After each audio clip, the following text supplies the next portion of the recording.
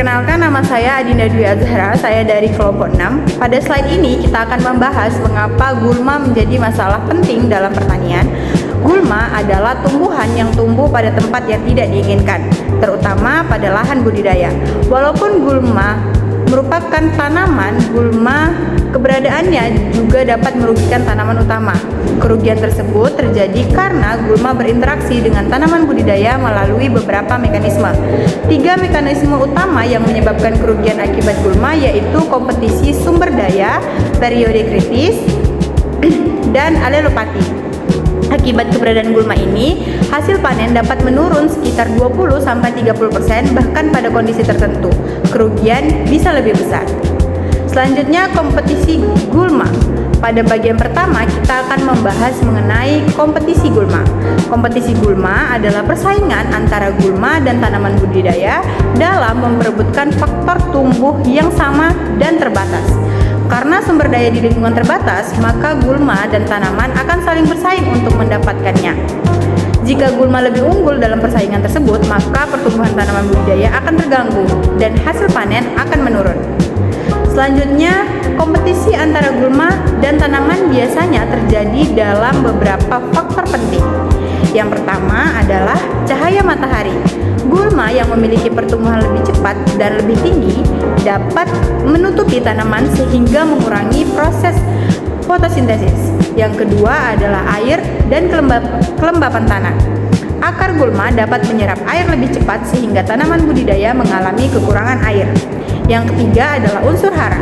Gulma yang menyerap unsur hara seperti nitrogen, fosfor, dan kalium sehingga ketersediaan nutrisi bagi tanaman menjadi berkurang. Yang keempat adalah ruang tumbuh. Baik gulma maupun tanaman membutuhkan ruang tumbuh untuk perkembangan akar dan tajuk. Faktor yang mempengaruhi kompetisi gulma. Tingkat kompetisi gulma dipengaruhi oleh beberapa faktor. Yang pertama adalah kerapatan gulma. Semakin banyak gulma yang tumbuh di suatu lahan, maka persaingannya akan semakin kuat. Kedua adalah waktu tumbuh gulma. Gulma yang tumbuh lebih awal biasanya memiliki keunggulan karena dapat menguasai sumber daya lebih dulu. Yang ketiga adalah spesies gulma. Beberapa jenis gulma memiliki kemampuan bersaing yang sangat tinggi, misalnya alang-alang. Yang keempat adalah kondisi lingkungan, seperti kesuburan tanah dan iklim. Dan yang terakhir adalah jenis tanaman budidaya, karena setiap tanaman memiliki kemampuan bersaing yang berbeda. Saya Cahaya Syafitri. Pada bagian kedua ini, saya akan membahas tentang periode kritis pertumbuhan tanaman terhadap gulma.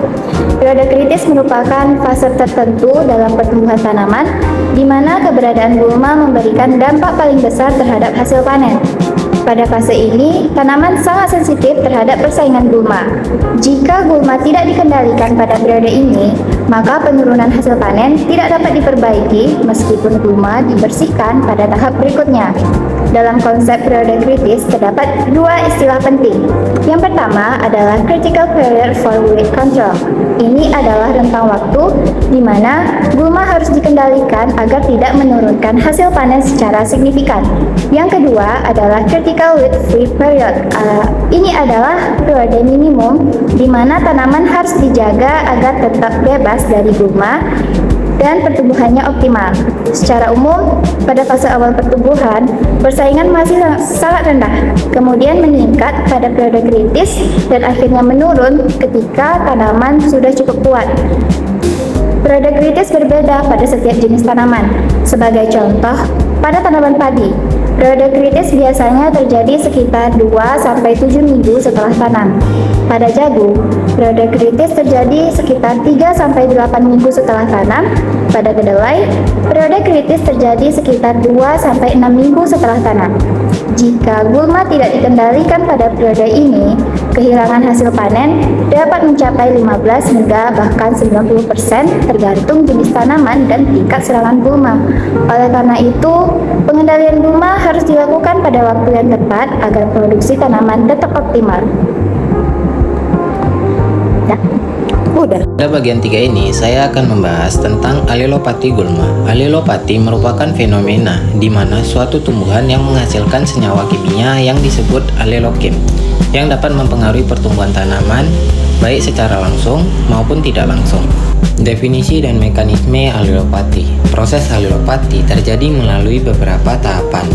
Yang pertama yaitu produksi alilokem, disintesis di berbagai bagian tumbuhan seperti daun, akar, biji, atau batang dari tanaman alilopat. Yang kedua yaitu pelepasan ke lingkungan, melalui beberapa pencucian oleh air hujan, penguapan, eksudat, akar, atau melalui proses dekomposisi secara tanaman.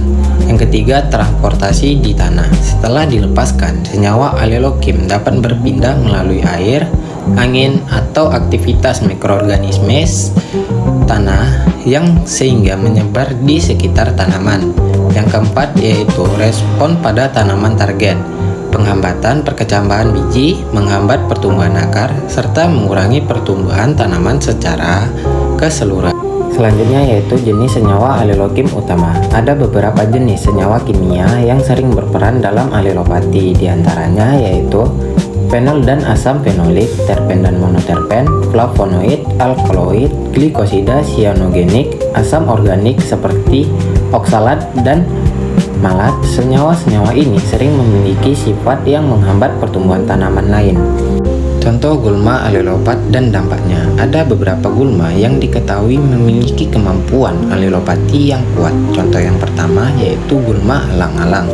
Gulma ini menghasilkan senyawa asam fenolik dan flavonoid. Dampaknya yaitu menghambat perkecambahan dan pertumbuhan akar tanaman. Contoh yang kedua yaitu teki ladang. Gulma ini menghasilkan senyawa terpen dan fenol.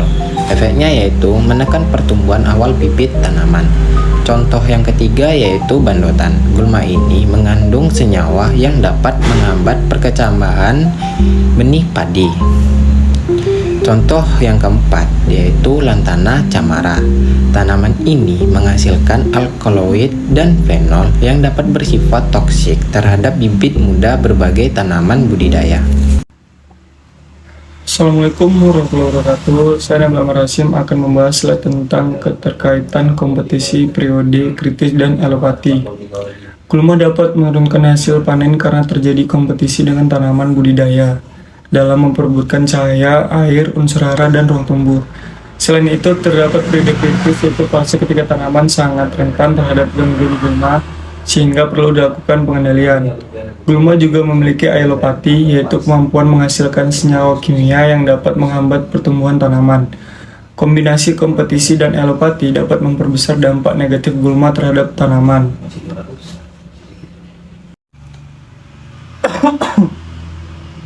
Nah, yang kedua ada strategi pengendalian gulma terpadu atau PHT. Pengendalian gulma dapat dilakukan dengan beberapa metode yang saling melengkapi. Nah, yang pertama itu ada kultur teknis, dilakukan dengan pengolahan tanah yang baik, jarak tanam yang rapat, penggunaan varietas yang kompetitif, dan penggunaan mulsa. Yang kedua ada mekanis, dilakukan dengan penyiangan, penggunaan alat seperti kultivator, serta pencabutan gulma pada periode kritis. Yang ketiga ada kimia atau herbisida, penggunaan herbisida sebelum gulma tumbuh atau setelah tumbuh dengan dosis yang tepat. Yang terakhir ada hayati, memanfaatkan musuh alami, patogen gulma atau tanaman penutup yang bersifat aerobatik. Kesimpulannya, kompetisi gulma, periode kritis tanaman, dan alilopati merupakan faktor yang penting yang mempengaruhi pertumbuhan tanaman dan hasil panen. Dengan memahami ketiga konsep tersebut, petani dapat menerapkan pengendalian gulma terpadu atau PHT secara lebih efektif, efisien, dan ramah lingkungan.